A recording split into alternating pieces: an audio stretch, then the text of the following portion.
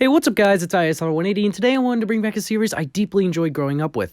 Now, if you are unaware of this type of content, it originated from iDubbbz, but he has stopped doing it since he no longer enjoys it anymore. So I wanted to see if passing on the torch was even a good idea. Alright, so without further ado, let's hop right into this. So Dream is quite a common name that has been popping up for a while now, and usually not for good reasons. So if you were somehow blessed with never hearing about this person in your life because you still use the window to birdwatch as your main source of entertainment, then let me give you an introduction. So Dream is a Minecraft YouTuber who joined the platform on February 8th, 2014, although his first official video on his channel was posted 3 years ago on July 6, 2019. He started to gain traction when taking on the challenge of finding PewDiePie's world seed, and what do you know, he actually was correct. Alright, formalities out of the way now, let's start addressing why he is one of the most hated people on the platform, and the only people who defend him are 14-year-olds with daddy issues that have his parasocial relationship with Dream, thinking that one day they will be real-life friends. Alright, so one of the most obvious reasons to dislike him comes from him cheating a speedrun. You see, he started to gain more traction from making successful runs with speedrunning. However, when trying to speedrun Minecraft 1.16 edition, he was accused of cheating since it appeared he had increased odds of ender pearl drops. Now this became a back and forth he said this and he said that for a while until Dream finally admitted to cheating on May 30th, where he reveals that he had a mod originally designed for the Manhunt series, although he still had no intention of cheating supposedly. Now the real interesting thing about this whole situation is that Dream stans went from saying he didn't cheat, he would never do that, to lol, it's just a game, not that big of a deal. Even if you were trying to say it's not that big of a deal, it is still heavily dishonest and already puts a terrible taste in everyone's mouth that you're willing to cheat in a game that was designed for 10-year-olds and up for 15 seconds of fame. Oh, since we're on the topic of stans, he has the worst stans to ever exist. It may seem debatable, but it really isn't after I tell you some things that they have done. Quick thing to note. I understand Dream is not his stance, however, he has the same responsibility every other creator has over their fanbase and isn't innocent when it comes to some of their terrible decisions. Now there was a Twitch streamer who made a critique that wasn't even directed towards Dream or his fanbase. But the streamer CaseyTron made a tweet talking about how they love their favorite streamers gay bait every other joke but canceling another person for breathing, and the stans thought this was an attack against Dream and George. So naturally, as normal stans do, they checked on her past and tried calling her racist for using Ave, an African-American vernacular English, and to top it off, they also doxed her. Classic Dream stans. Now I have to give props as Dreams did contact CaseyTron to try to clear up drama. They both had a reasonable conversation explaining how extreme stans were problematic and he even shunned them. Honestly, rare Dream W. However, after this, he was still glorifying stans but just shunning certain ones. Now, stans are interesting because the term actually came from Eminem's song Stan and has been used for other people that fit the bill since. But stans are usually never good for mental reasons. That is usually obvious, but it would be one thing if you naturally just had stans. However, there was an infamous set of 2 tweets on his private account where he compares his stans to kittens. Now, that already sounds weird within itself, considering it's common knowledge that a Discord moderator would call an underage girl kitten. But the reason why this is an even bigger issue is because he is encouraging the parasocial relationship with his stans. He encourages these stans to not be normal people, and while still on the topic of stans, there was a moment he flat out said it was not a big deal if you're doxxed and that you don't have much to worry about other than just saying stop altogether. If you are a person on Twitter and you have 7 followers and you get doxxed on Twitter, the odds of you having something happen to you in your life are so astronomically small that it's not even worth worrying about.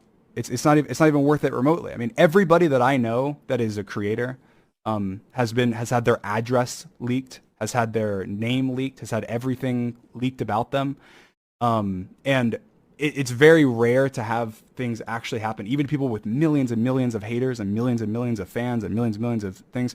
So I guess this is more of a hey, don't worry too much, don't stress. But just if you're at the end of the day, if you're on the internet and you have something like that happen to you, try and ignore it the best you can. Try and avoid it, and you'll be fine. At the end of the day, you'll be okay.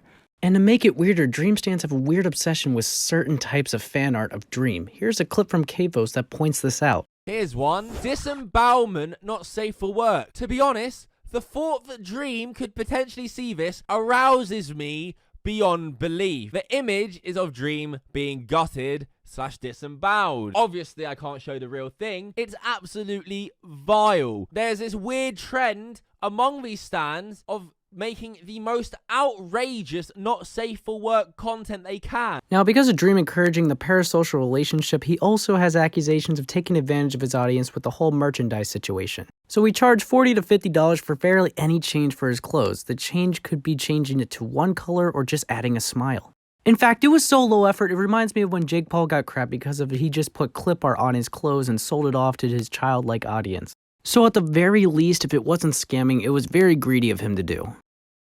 He uses his fan base for his own personal gain quite a lot, whether it is for winning debates with other content creators, buying his merch, or for his next example, here's a fun one, the mob vote. So Minecraft held a mob vote on October 3rd, 2020 for the next update, and they only gave you 20 minutes to pick. However, Dream screamed glow squid, and you can guess who got voted in. Now, I get this isn't as huge of a deal as the other controversies, but this is a very clear example of abuse of power and couldn't go ignored. Alright, now let's move on to a section that I find rather more interesting and a tad bit more serious. Now, Dream had an infamous controversy that he should have probably done more digging into on his part, but at least he deleted the video. So there was this time he did a manhunt with Notch. Marcus Notch has undergone many controversies due to his social and political opinions, but Dream and George Not Found decided to play manhunt with Notch. But Dream almost got canceled because of who he was playing with, so he had to take down the video as a result. There was also this dumb beef Dream had with PewDiePie and accusing him of leeching off of him while also being aware he leeched off of PewDiePie, which is wild. And all PewDiePie did was voice his take on the cheating scandal as well, like many YouTubers were doing. Dream just comes off as childish when dealing with controversy. In fact, even his tweets about apologizing for the cheating scandal, he brings up how he usually tends to act before he thinks. Which isn't a good excuse because your first reaction to drama shouldn't be to answer it when angry because you can't take back what you say and you will be held accountable as you should. He shouldn't just have it brushed off because he said his simple, "I'm sorry, but I love you" fan base. Now, here is a situation that Dream has done in 2015 that Dream stans hate having brought up, but they will defend it to their very last breath. That is the Triple K Thirst Trap edit. There is an old video called MLG Cooking with Bad Boy Halo that was re-uploaded, and there's a part of it that went a little too far. So just take your chicken and add those bad boys in all your delicious chunky chicken. But basically, you're going to let your chicken cook until it is basically white.